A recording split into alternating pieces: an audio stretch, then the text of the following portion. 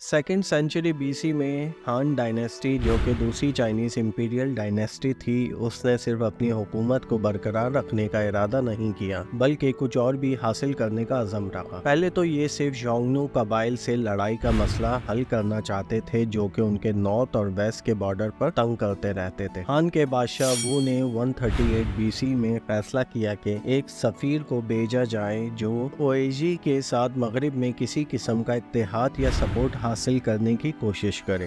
Welcome to Zeng TV. जब ये सफीर Zeng कियान मरकजी एशिया से गुजरा, उसने पहली बार नए लोगों और तहजीबों को देखा और खासकर द युआन लोगों से बहुत मुतासिर हुआ। कियान को द युआन के घोड़े बहुत पसंद आए। हान डायनेस्टी बहुत पहले से घोड़ों को जंग में इस्तेमाल कर रही थी और हत्ता कि 11वीं सेंचुरी बीसी शैंग डायनेस्टी के दौरान भी घोड़ों की सवारी मशहूर। लेकिन द युआन के घोड़े कियान को चाइना के घोड़ों से बहुत बेहतर नजर आए। कियान ने उनके साइज, ताकत और रफ्तार को देखते हुए बादशाह वू को इन घोड़ों के बारे में बताया। इस नतीजतन वू ने फैसला किया कि इन मगरिबी घोड़ों को खरीदा जाए और थोड़े ही अरसे में अपनी नए घोड़ों की मदद से हान डायनेस्टी ज़ोंगनू का खतरा संभालने में कामयाब हो गई। कियान के मगरिब का सफर और इसके नतीजे से मुतासिर होकर बादशाह वू ने चीजों को आगे बढ़ाने का फैसला किया, जिसने 130 बीसी में सिल्क रूट का रस्मी इफ्तिताह कर दिया, जो कि मशरिक को मगरिब से जोड़ने वाली ट्रेड रूट का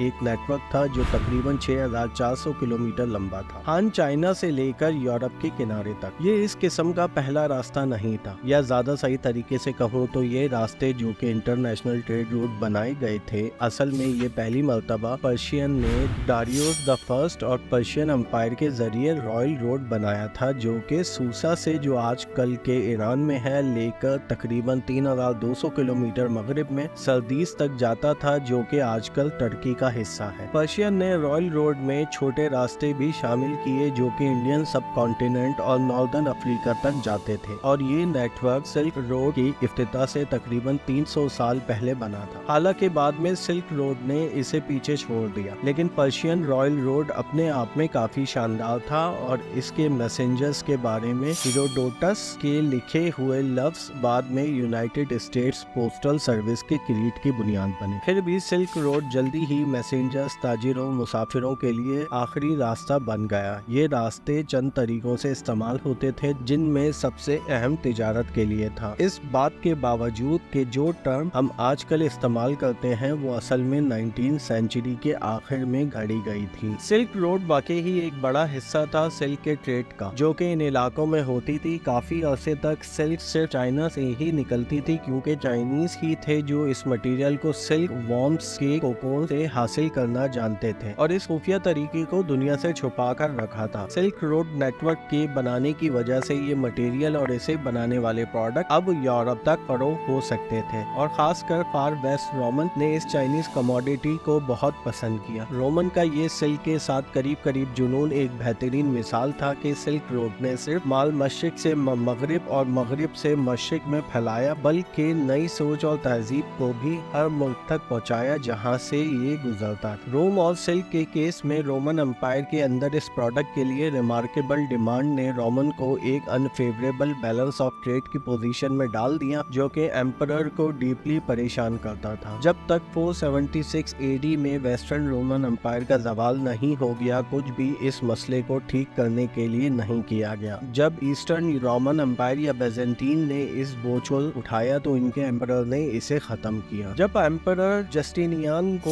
इस सिल्क के मटेरियल का सोर्स पता चला तो उसने 2 आदमियों को मॉन्क के रूप में चाइना भेजा, ताकि वो सिल्क वॉर्म्स को चुरा सके और बेजेंटीन में सिल्क की नई प्रोडक्शन स्ट्रीम शुरू कर सके। ये मिशन कामयाब हुआ और ईस्टर्न रोमन एम्पायर अब अपने आप को उसी high price silk induce trade imbalance से बचा सकती थी जो उनके वेस्टर्न काउंटर पार्ट में था। लेकिन सिल्क रोड का सिर्फ एक मशहूर एक्सपोर्ट नहीं था। मशरिक से मगरिब तक teas, dyes, spices, porcelain, paper, gunpowder और मेडिसिन भी बहुत ज्यादा ट्रेड होती। पेपर और गन पाउडर ने यूरोप के कंटेम्पररी वर्ल्ड में बहुत बड़ा असर डाला, जहां गन पाउडर ने वॉरफेयर को बदल दिया और पेपर जल्द ही लिखाई के लिए प्राइमरी कैनवस बन गए। ईस्टर्न ट्रेड ने वेस्टर्न कल्चर और दुनिया को बदला और वेस्ट ने भी मशरिक के लिए वही किया। वेस्टर्न मर्चेंट गुड्स जैसे कि ग्लासवेयर, टेक्सटाइल, एनिमल फर्स, कुछ फूड जैसे फूड या Honey, live live animal rugs और ब्लैंकेट, आर्मर और हॉर्स राइडिंग नेसेसिटीज बेचते थे। ज्यादा ताजिर और मुसाफिर पूरी सिल्क रोड नेटवर्क पर सफर नहीं करते थे। असल में ज्यादा ताजिर सिर्फ रास्ते का एक हिस्सा तय करते, अपना माल दूसरे ताजिर को बेचते या ट्रेड करते और फिर वो आदमी जाकर वही करता। ये एक बड़ा सिस्टम ऑफ मिडिलमैन बनाता और नए कारोबार भी खुलने का मौका देता। कारावान्स के लिए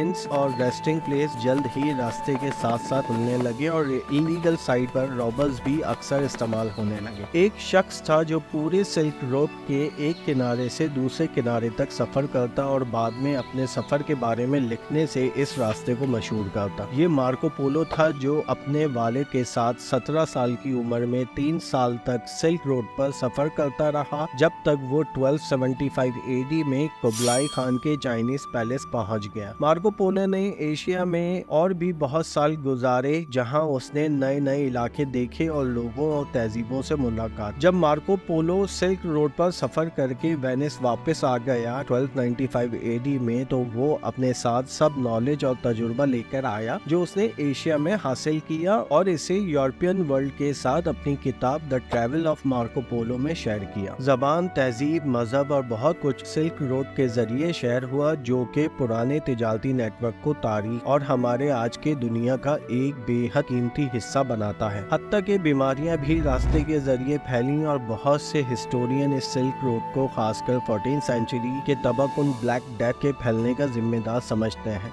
लेकिन सिल्क रोड और 100 साल तक चलती रही। ये इसलिए कि जब ऑटोमन एम्पायर ने बिजेंटीन को फतह किया तो ऑटोमन ने मगरिब के साथ तिजारत को लगभग मुकम्मल तौर पर बंद कर दिया और सिल्क रोड को बंद कर दिया। इस रुकावट की वजह से नए रास्ते को ढूंढने के लिए बहुत से यूरोपियन ने समंदर में एक्सप्लोर करना शुरू कर दिया। ये एज ऑफ डिस्कवरी का आगाज था जो कि जल्द ही यूरोपियन एक्सपेडिशन को न्यू वर्ल्ड तक ले गया। बहुत से तरीकों से ये सिल्क रोड ही था जिसका क्रेडिट ये मोनूमेंटल मूवमेंट्स को देना चाहिए, क्योंकि ये पॉसिबिलिटीज जो कि ट्रेड नेटवर्क ने प्रोवाइड की थी, उन्होंने यूरोपियंस को आगे दरियाफ्त और ग्लोबल ट्रेड का जुनून दिया, जो कि ऑटोमन इंटरवेंशन के जवाब में उनको समंदर तक ले गया। इस तरह सिल्क रोड ने बहुत से तरीकों में काम किया। ये ज्यादा ऑब्वियस तरीके से इंटरनेशनल ट्रेड और ट्रेडिंग के मरकज था। इसके अलावा ये रूट्स नए सफर के लिए एक्सप्लोरर के लिए ओपन अप हुए। मैसेंजर्स के लिए ईस्ट ने वेस्ट तक आसान सफर और भी आसान हुआ और इस सब के जरिए तहजीबों, जुबानों, मजहबों, आइडियाज, तरक्की और अफसोस के साथ बीमारियों को भी शेयर करने और एक्सचेंज करने में मदद मिली। अगर आपको ये वीडियो इन्फॉर्मेटिव लगी तो प्लीज हमें सपोर्ट करने के लिए लाइक और कमेंट करें और इसी तरह की और वीडियोस देखने के लिए ज़ेन टीवी को सब्सक्राइब करना ना भूलें। अल्लाह हाफ़िज़।